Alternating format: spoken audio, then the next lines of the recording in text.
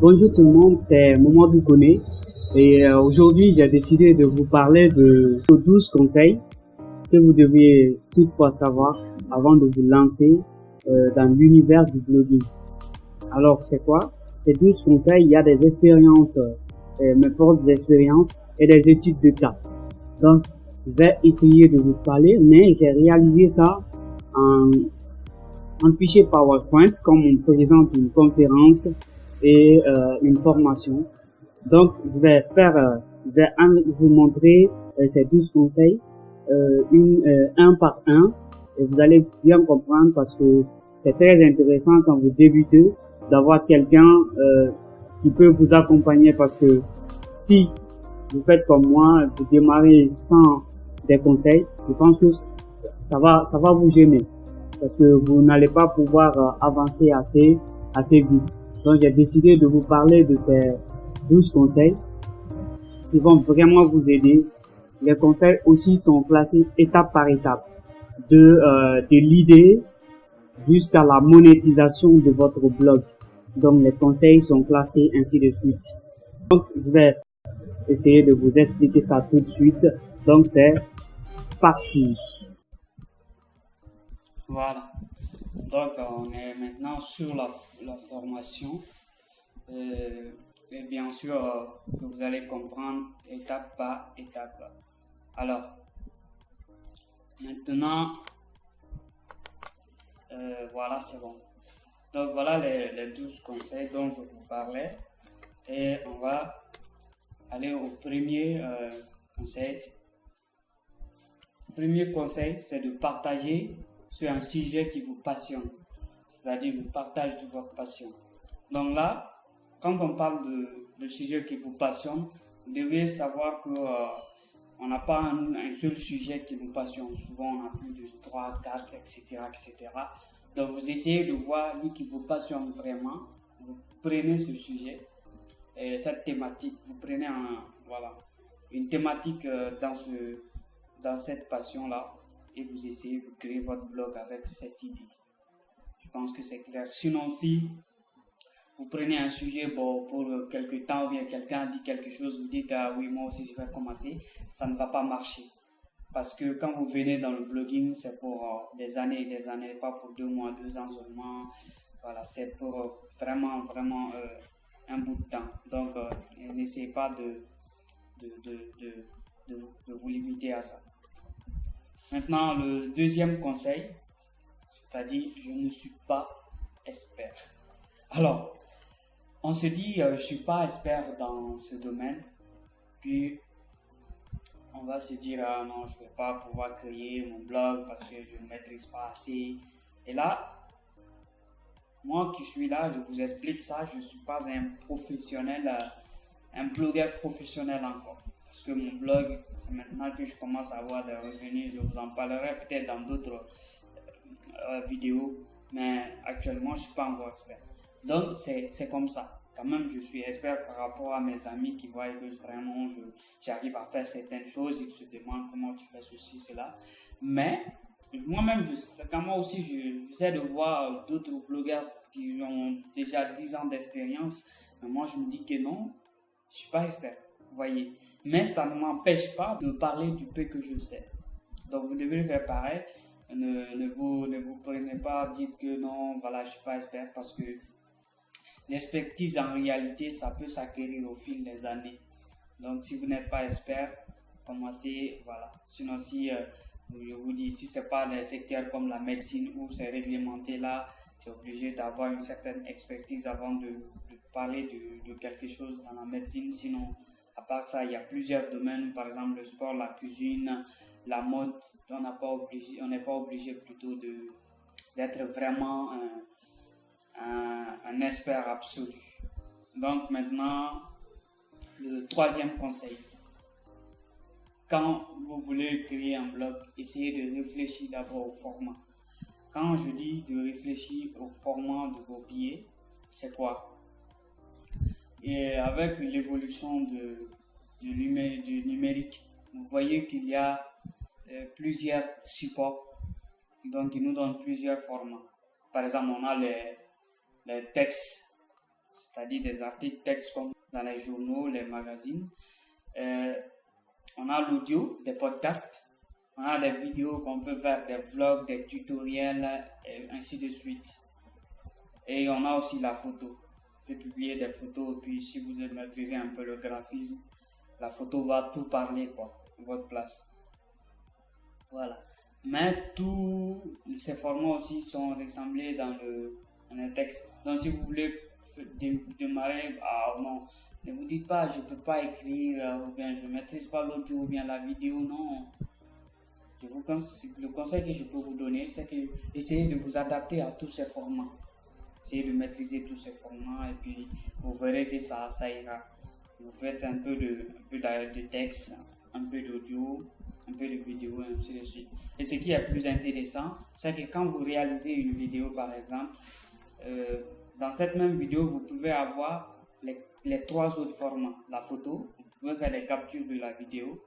De l'audio, vous pouvez extraire l'audio de la vidéo et du texte. Donc, vous pouvez transcrire la vidéo. Voilà, et puis ça ne va pas vous prendre beaucoup de temps. Donc, je vous conseille vraiment de vous adapter à tous les formats. Donc, maintenant, 4e conseil, le nom de votre blog. Si vous avez déjà réfléchi au format, maintenant, quel nom vais-je donner à mon blog? Ça, c'est très, très important.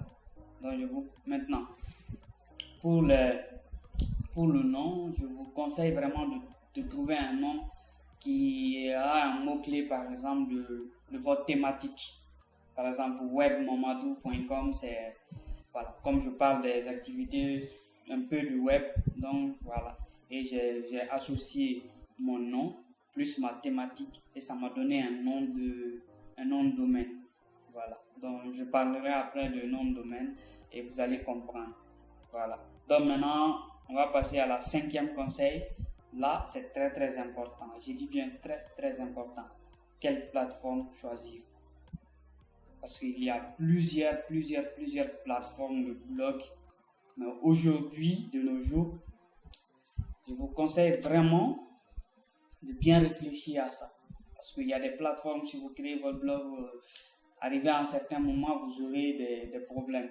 Donc moi, je vais d'abord vous dire que si vous voulez choisir votre plateforme, essayez de réfléchir un peu. Il y a 2 plateformes que moi j'adore beaucoup, voire même 3. Google Blogger, qui est une plateforme de blog de Google qui est sans publicité et vous pouvez ajouter un nom de domaine personnalisable. Mais lui, il est un peu limité en fait. Si vous voulez monétiser le blog à un certain stade, vous ne pourrez pas, à condition que vous soyez vraiment développeur pour vraiment maîtriser les codes. Sinon, Blogger, c'est mort. Par contre, il y a WordPress. Et Blogger aussi, c'est gratuit, hein, je vous le signale. Donc, je peux vous le conseiller fortement. C'est gratuit. Vous pouvez relier le nom de domaine. Il vous suffit d'acheter un nom de domaine à 12 € par an. Et la première année même, ça voisine les 2-3 €. Et vous l'installez vous le reliez à votre Blogger et puis c'est tout. Vous avez un nom de domaine à www.monsite.com. Si ça ne vous plaît pas parce que lui, il est très complexe, vous pouvez aller sur wordpress.com. Wordpress.com, c'est quoi? C'est une plateforme de blog qui est un auto-hébergement. Donc, il vous permet d'héberger votre blog, mais avec le sous-domaine wordpress.com. C'est-à-dire mon site.wordpress.com. Donc, je peux vous le conseiller si vous êtes par exemple un étudiant ou quelqu'un qui n'a pas les moyens, il veut juste tester, voir si ça marche, comme ça il va investir. Donc, c'est le bon moyen. Blogger et WordPress.com sont les bons moyens, mais ils sont reliés par le sous-domaine quand c'est la version gratuite. Pour WordPress, le nom de domaine, je crois, vous pouvez l'acheter, mais pour le relier, vous payez un peu. C'est environ 18 €, je sais pas trop. Et maintenant, le plus intéressant, ça, c'est le CMS WordPress.org.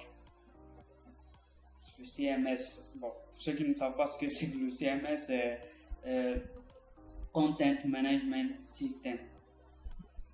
Donc, c'est-à-dire système de gestionnaire de contenu. Content Manager System, système de gestionnaire de contenu. Donc là, vous achetez un hébergement et vous installez votre CMS sur l'hébergement que vous avez acheté. Donc, il y a plusieurs hébergeurs, il y a One-on-One, OVH, Bluehost, il y en a plein. Donc, peut-être on va en parler dans les différentes sections. Donc, on passe maintenant au 10e conseil. Vous avez trouvé la thématique, vous avez trouvé le nom, vous avez trouvé la plateforme. Maintenant, la présentation de votre blog. Ça, c'est très important. Donc, je vous conseille vraiment de... La présentation, c'est rien d'autre que des templates que vous avez.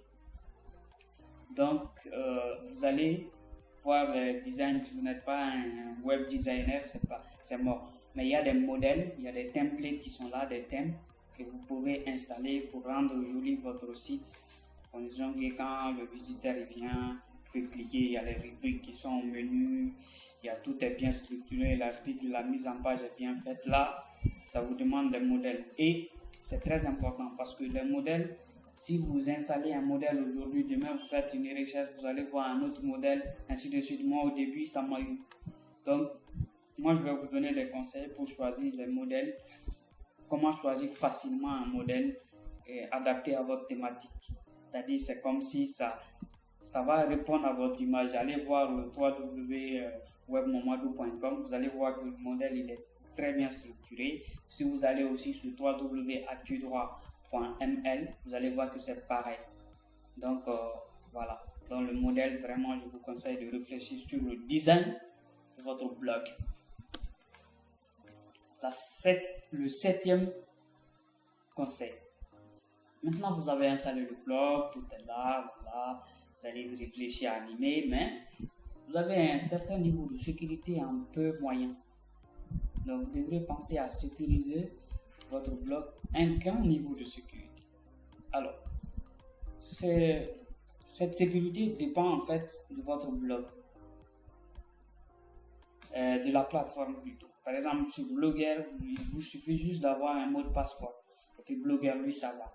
Bon, qu'est-ce qu'un mot de passe-fort? Pour ceux qui ne savent pas, un mot de passe-fort, c'est un mot de passe qui est assez long et qui contient des majuscules, des minuscules, des symboles, des chiffres, etc. Donc, ça peut être un peu complexe, mais c'est bon.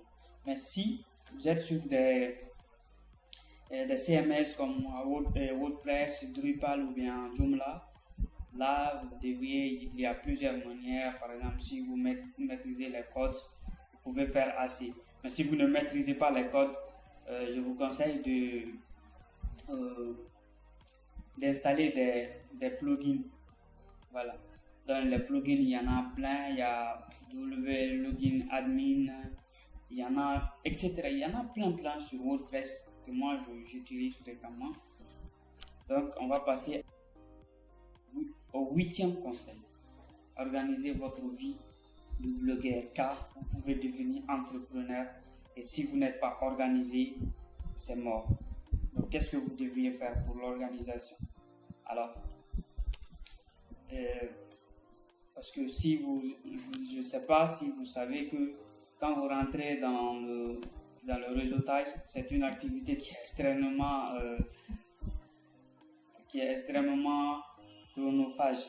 Donc, il se peut que souvent, il y a des choses qui arrivent, je vais faire ça. Par fini, vous allez vous lancer dans plusieurs trucs et vous ne pourrez pas. Par contre, dans le blogging, c'est comme par exemple une salle de rédaction de journal. Je ne sais pas si vous savez, il y a des gens qui sont là spécialement pour aller faire des reportages. Quand ils viennent, ils font l'article. Il y a d'autres qui viennent spécialement pour lire les articles et ajouter un peu. Et après, il y a le maquettiste qui est là, lui il vient faire le montage et après il y a l'imprimerie. Donc tout est organisé, mais si on n'est pas organisé, c'est pas bon. Donc vous devez organiser ça parce que peut-être que votre entreprise sera liée peut-être à votre blog. Voilà. Il y en a plusieurs qui sont là, on ne peut pas venir pour seulement écrire des articles, écrire. Voilà. Donc maintenant, on va passer au 9e conseil. Le 9e conseil, il y a des gens qui se disent wow, moi quand j'ai démarré, j'ai créé mon blog, après j'ai réfléchi, j'avais pas d'ordinateur pour me connecter tout le temps, je me disais wow, pourquoi j'ai créé le blog? Mais ce qui est plus intéressant, c'est qu'au niveau des matériels, c'est un ordinateur et une connexion Internet, c'est largement suffisant. Le reste, par exemple, pour l'illustration de vos articles, ajouter des textes, un peu de texte pour illustrer l'image ou bien voilà, personnaliser l'image. Voilà, pour les logiciels de montage vidéo, tout. Si vous avez décidé de faire ces formats, il y a plusieurs logiciels gratuits, open source sur le web aujourd'hui pour faire vos montages vidéo, pour faire vos textes audio par exemple. Il y a Audacity qui est là pour l'éditeur gratuit, il y a d'audio gratuit plutôt, il y a aussi Game qui est là, il y a Canva sur les logiciels en ligne, il y en a plein. Donc vous essayez de ne vous dites pas j'ai pas le matériel nécessaire donc je ne vais pas démarrer. C'est vrai, pour sembler professionnel, quand le lecteur il vient sur votre blog, il voit que vraiment l'audio est bien traité, les textes sont bien écrits, c'est bien structuré, les paragraphes sont compréhensibles, et les vidéos sont bien montées, voilà. C'est vrai, vous semblez professionnel, mais au début, on ne peut pas commencer directement et se dire que je suis professionnel. Vous devez mettre un peu du temps à pouvoir le faire. Donc, on va passer au 10e conseil.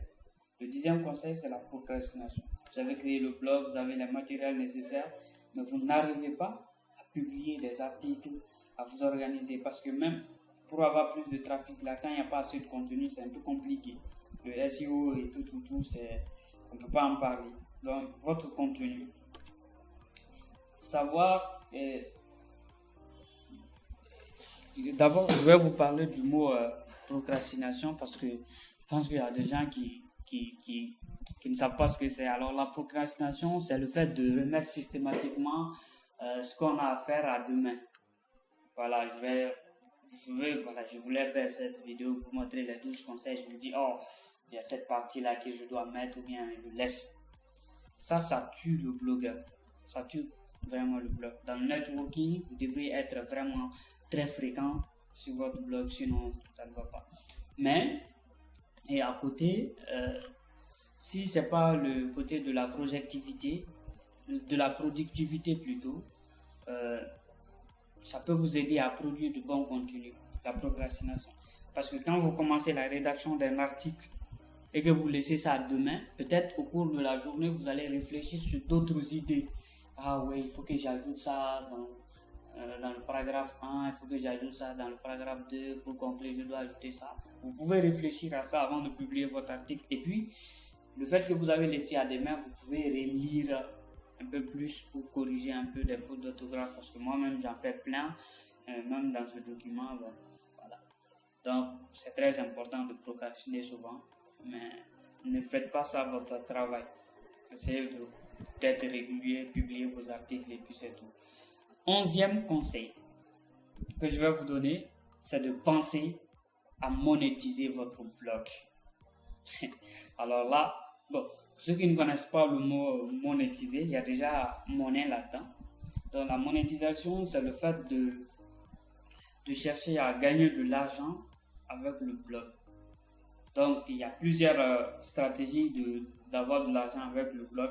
Mais moi, quand j'ai créé mon premier blog, je ne savais pas qu'on pouvait faire de la monétisation. J'ai fait pendant peut-être 3 ans avant de m'intéresser à ça. Donc, c'est maintenant que je m'intéresse à ça et je suis débutant comme vous qui découvrez ça maintenant. Si c'est grâce à cette vidéo que vous avez compris qu'on pouvait monétiser un blog. Donc, je suis un peu avancé que vous parce qu'il y a Google Partner que je me suis abonné et puis il y a d'autres sites d'affiliation aussi qui sont là et puis il y a les publicités AdSense voilà, donc il y en a plusieurs manières. On va expliquer ça peut-être dans d'autres vidéos.